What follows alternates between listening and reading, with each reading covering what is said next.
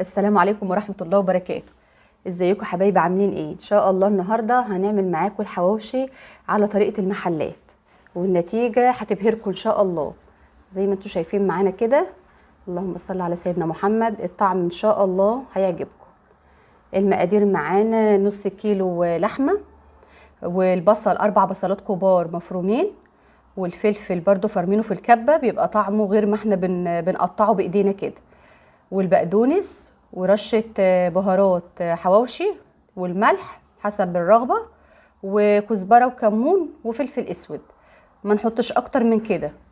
هنبدأ هنا نمزج المقادير ببعضها على قد ما نقدر، ندخلهم في بعض جامد عشان تدينا النتيجة المطلوبة، ونلتزم بالمقادير عشان تطلع المقادير مظبوطة مع بعضها.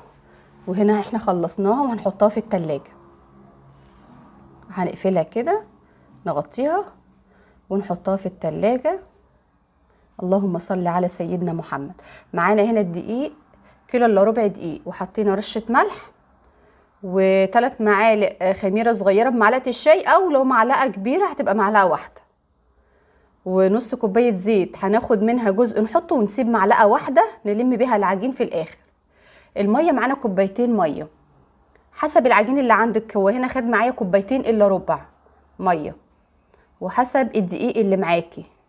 الدقيق طبعا انواع كتيره، وفي بيقبل ميه كتير وفي ما بيقبلش، حسب النوعيه اللي انت جايباها.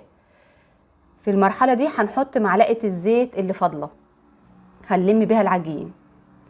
اهم حاجه نلتزم بالمراحل بتاعه العجن، وهنفضل نعجن فيها كده شويه كويسين لحد ما نحس ان العجينه بقت معانا ناعمه. عايزينها زي ما انتوا شايفين كده، العجينة تكون طرية بس ما بتلزقش. يعني انا ايدي ما فيهاش عجين، هي طرية بس ايدي مش لازق فيها عجين زي ما انتوا شايفين كده. اللهم صل على سيدنا محمد. هنلم كده العجينة ونحطها ونسيبها بقى لما تخمر معانا. ما بتخمريها احنا في الصيف بتخمر نص ساعة، ونغطيها عشان وشها ما ينشفش. اللهم صل على سيدنا محمد. كيلو الا ربع الدقيق بياخد معانا نص كيلو لحمه بالظبط، وبيطلع الحواوشي معانا مظبوط. زي ما انتم شايفين كده خمرت معانا.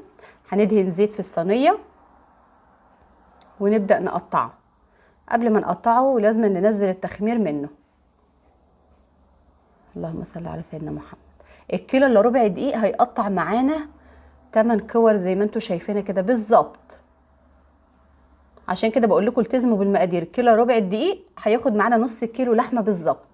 وندهن وشها كده زيت، ده بيساعد في الفرد. اللهم صل على سيدنا محمد. وهنا هنكور اللحمه، هتدينا 8 كور، وهيكون اللحمه مظبوطه جدا في العيش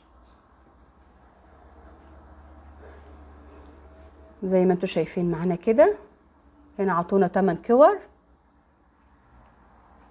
هنبدا نفرد على القطاعه، بس نحط نقطه زيت على القطاعه هتفرد معانا بسرعه. والطريقه ديت جميله جدا، جربوها.